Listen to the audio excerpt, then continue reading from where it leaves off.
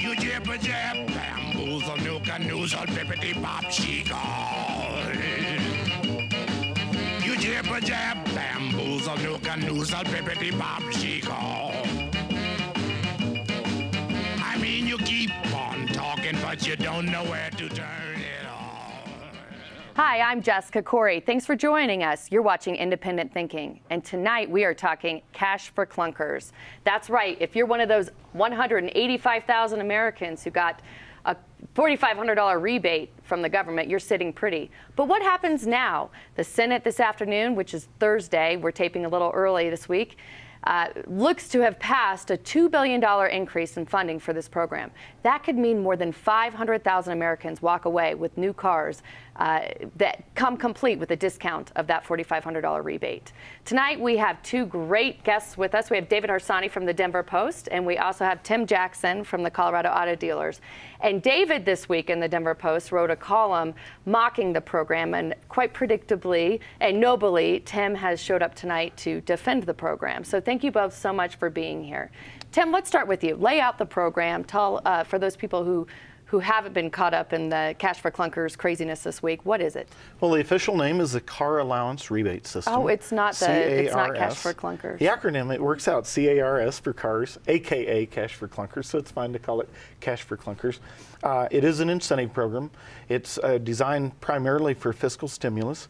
It does have other policy advantages, though, as well, in the environmental area, because most of the old cars that come off the road are far dirtier and more harmful for the environment than are the new cars. So that hasn't got much play, but it is a factor in the policy objectives for the program. By comparison, it was initially $1 billion. As you said, Jessica, it's anticipated that today, Thursday afternoon sometime, the Senate will pass a $2 billion expansion of it, making a $3 billion program. $3 billion used to sound like a lot of money. It doesn't sound like so much money today. But when you think about two of the domestic manufacturers, Chrysler and General Motors, were funded through bridge loans by the federal government. And so far, I believe the number is something on the order of $50 billion going to keep these manufacturers in operation, which is a noble effort, and we do hope that they succeed, and we want to see them succeed. But that's a lot of money. This is somewhat small by comparison. Additionally, the $3 billion compared to the overall stimulus package is really peanuts compared to the overall stimulus package, and it is showing results. I just about drove off the road on the way over to the studio today because I heard something I never thought would come out of the Obama administration, and that was, this program is broke. Instead of saying we don't have any more money for it, however, the Obama administration is saying we're going to give it more money. And you're right, Tim, that $3 billion doesn't sound like a whole lot of cash when we're talking about an $800 billion or trillion-dollar stimulus package overall. So, David, what are the arguments against it? Well, initially, I'd say that $3 billion doesn't sound like a lot, but it tells us that the rest of what's going on is just absolutely nuts. That's first off. Secondly, I just have an ideological problem with government handing money over. Of course, it's an incentive when you hand $4,000 over for no particular reason to a consumer. But the arguments that it's going to stimulate the economy, I think, are wrong as well. I think it delayed that demand, or it's moving demand from another time, or corralling demand, but it's not changing demand. That's the basic problem I have with it. I have many others, though. We can talk about them in the future. Well, so what would you say to this fact? If we look at how you qualify for the program, here are the specific criteria. You can get up to $4,500 per car that you own and you turn in as part of this program. The old car has to get a combined highway city fuel efficiency of less than 18 miles per gallon, and you have to exchange it in for a car that gets more than that. The car cannot be more than 25 years old, which might be important in a lot of households, actually.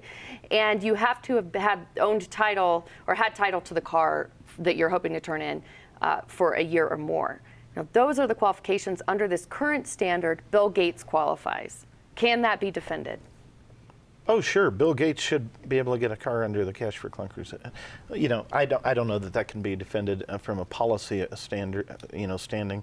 But there are some significant restrictions. I mean, it's not working out for everybody, and for all the transactions, and even the 250,000 cars that are anticipated to qualify under the original billion, 750,000 if it gets expanded. That is roughly what the industry would sell in a month on the current demand. So and current demand, of course, is way low. What about David's argument that this is just altering the timing of the demand? Well, that's an interesting argument, and I don't know if that's right or not. We don't know, but we do know this: we were off 41% in new car registrations in Colorado, 41%.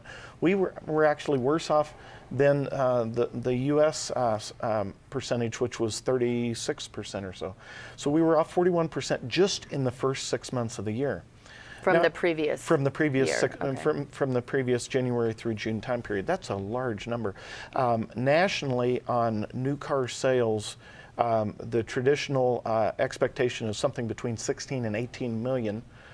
In what is called a statistical annual rate of sales. The acronym is SARS. And the SARS rate now, before the Cash for Clunkers program, had fallen under 10 million. Okay, so for the non-mathematicians, though, what about David's argument that this is just shifting demand, that yes, it may be going up now, but are we going to see ourselves back having another 40% decrease next year? Well, and I meant to get to that, and I should have gotten to that quicker. I don't know. I would hope, and we in the industry hope, we're not pulling sales forward. But my point on this drop in sales over the past 8 to 10 months, which is the most significant drop in auto sales in U.S. auto history, as far back as we can find data, and it's about a 100-year-old industry. It's the most significant drop. So I think we all have to agree that we were in tough economic times, and sales were way off. So we would expect that at least this first 250,000 would have been sales that we would have expected to have seen in September through June. If David's right, what happened to all those sales? And not that the federal government is obligated to guarantee sales, and I'm not here to profess that. I don't want to make that claim, but the federal government should be interested in a good economy, and they're throwing a lot of money at the economy in a lot of other places. This is really, for those that have problems with the overall stimulus package, and I know there are a lot of people who do, in the Denver Post, where David is an eloquent and prolific writer, has pointed out that it's not done. It's not made the fulfillment of the promises, the expectations, and that's on the $780 billion stimulus.